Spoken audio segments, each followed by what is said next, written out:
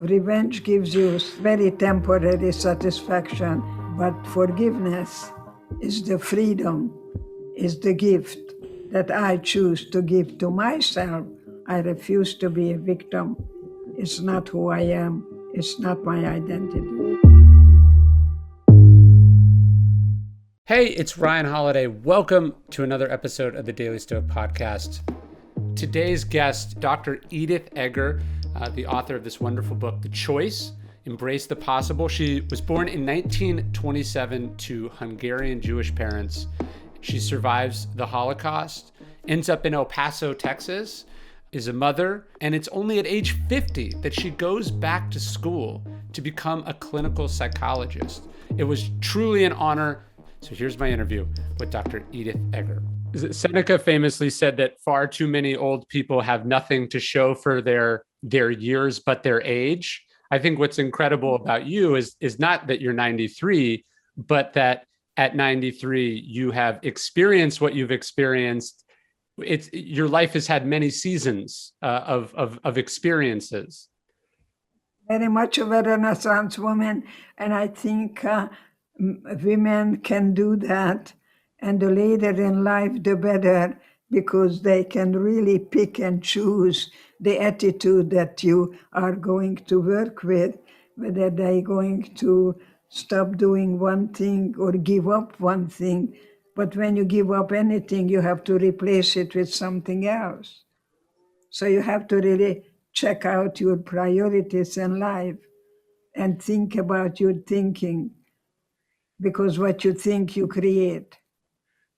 That idea of thinking about your thinking, that's sort of the core of Stoic philosophy, which I talk about. It's also the core of Buddhism, but it also strikes me that what you talk about in The Choice is really thinking about what you're thinking, that even something as terrible as Auschwitz, you have the ability to determine what you think about it. You might be powerless in that you're there, but you can decide what it means to you. It is very important for me to tell you that I found love and God in Auschwitz, because I was able to look at the guards, that they were more in prison than I was, that they were brainwashed. They were brainwashed to look at me and calling me. They're calling me cancer to society. And I was told in Auschwitz, I'm never going to get out of here alive. And I was able to turn hate to pity and feeling sorry for the guards, that they would have a conscience and they would have to pay for what they're doing now, putting children into the oven without even gassing them. But that doesn't come naturally, right? You have to really work to get yourself there, or is that how your disposition just is? I think I wanted to live so badly, and I was in love. I was in love, you see, and he told me I have beautiful eyes and I have beautiful hands. So, in the cattle car, my mom told me, and I quote that all the time when I go to school. My mom told me, we don't know where we're going. We don't know what's going to happen. Just remember, no one can take away from you what you put here in your own mind. So that's why I tell young children to please stay in school, even though, God gave us temptation. I'm really tempted to eat up the whole Hungarian chocolate cake, but I have to learn to be a good mommy to me, because dependency breeds depression. There was no mommy there for me. I had to learn, is what my belief master told me, that look at God from inside out.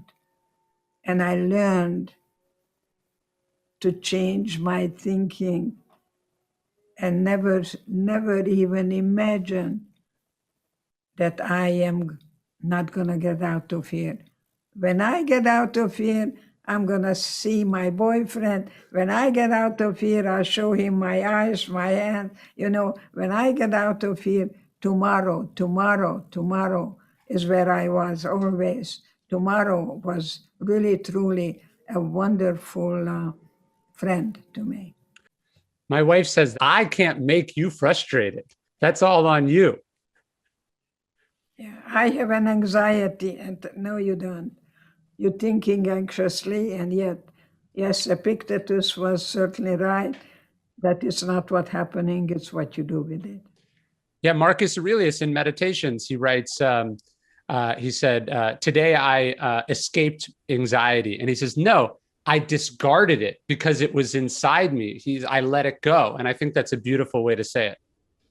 That's what I say, that revenge gives you very temporary satisfaction, but forgiveness is the freedom, is the gift that I choose to give to myself. And I think that is a big, big difference, that I am not a victim. I was not at all ever adhere to be a victim. I was victimized. It's not who I am. It's not my identity. It's what was done to me. And I think there is a big difference. I refuse to be a victim. It's not who I am. It's not my identity. Well, let me ask you about the forgiveness thing, because this is something I'm struggling with. Obviously, it's not at the scale of what happened in the middle of the 20th century, but I was talking to a friend about this. It's been hard for me, in America, COVID-19, this horrendous pandemic, and one sense it was unpreventable, and then another sense the immense proportion of the tragedy was preventable, because human beings, people we all know, decline to take it seriously, decline to think about their obligations to each other. I'm having a little bit of trouble going back to life and being able to forget, that certain people couldn't wear a mask, or certain people didn't want to follow protocols, or certain people said, I'm young, this doesn't affect me. This is, it's only old people that are dying. How do you forgive and forget the immense callousness and selfishness that human beings are capable of? No, I never forget what happened, but I like you to maybe pick up a book that you may have it in your place by Max Weber.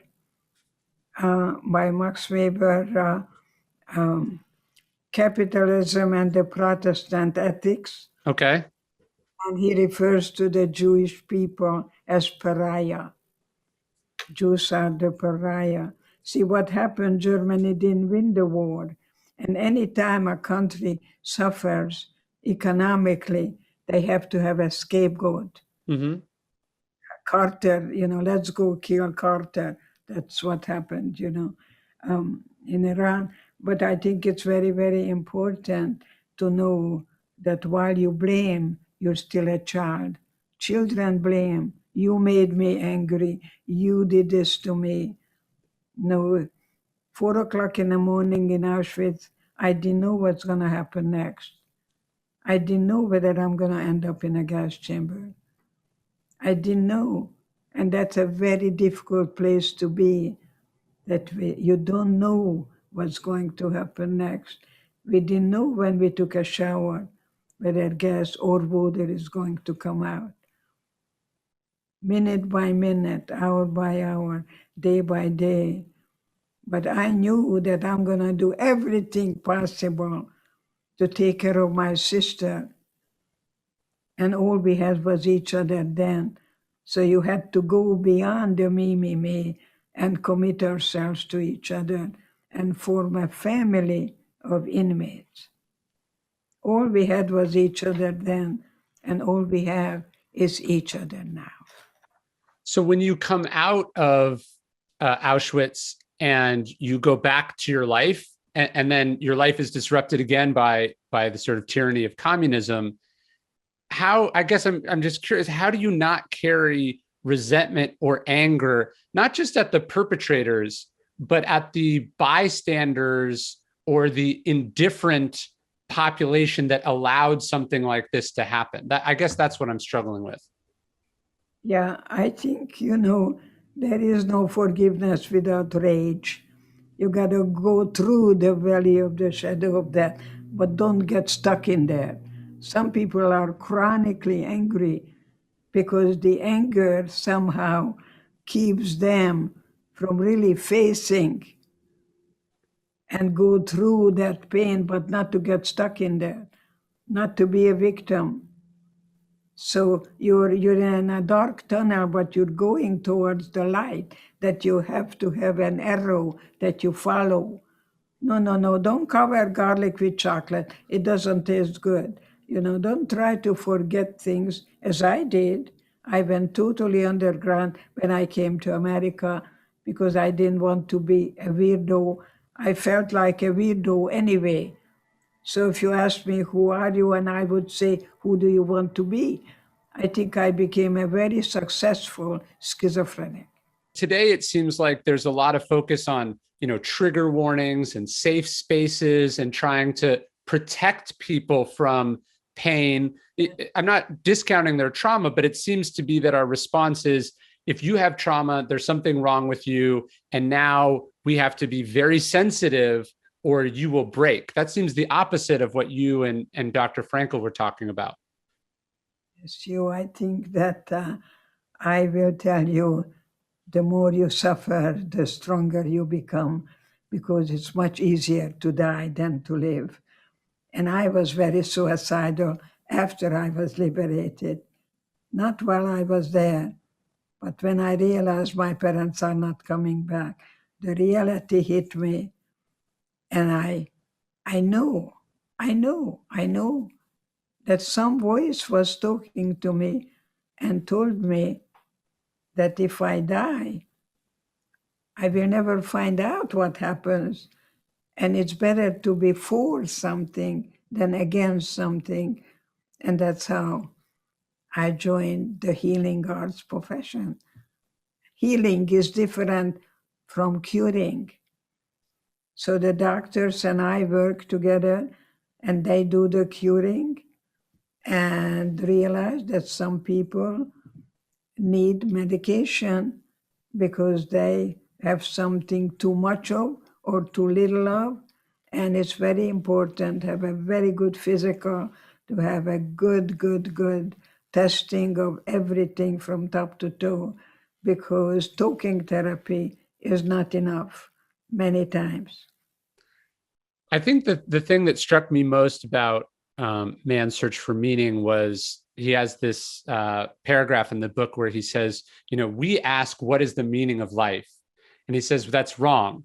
Life is asking us what meaning we are going to create with our actions.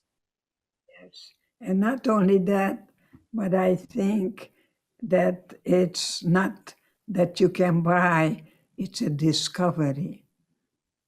And I like to call Auschwitz as an opportunity to discover the part in you that no Nazi could touch, my spirit. They could throw me in a gas chamber any minute. I had no control over the external, but they could never touch the spirit that I bring you. That somehow I found hope in hopelessness, and there is a gift in the COVID. Don't go back. Have a new beginning. Have a people say they want things to go back to normal, and normal is what caused this. It shouldn't go back to normal. That would be a rejection of the meaning of the suffering that all these people experienced, ourselves included. No normal. No, there is no such thing. Don't go back. Have a new beginning, and don't try to run from the past. Face it, recognizing that life is difficult, life is not easy. You can make it easier, but it's not easy. So if you don't change, you don't grow. There is a Latin saying, I studied Latin, tempora mutantur, times are changing, et nos mutamur in illis. Times are changing and we are changing with the times. Don't go back. Use this time out to regroup, to redecide that there is no going back. There is a new beginning.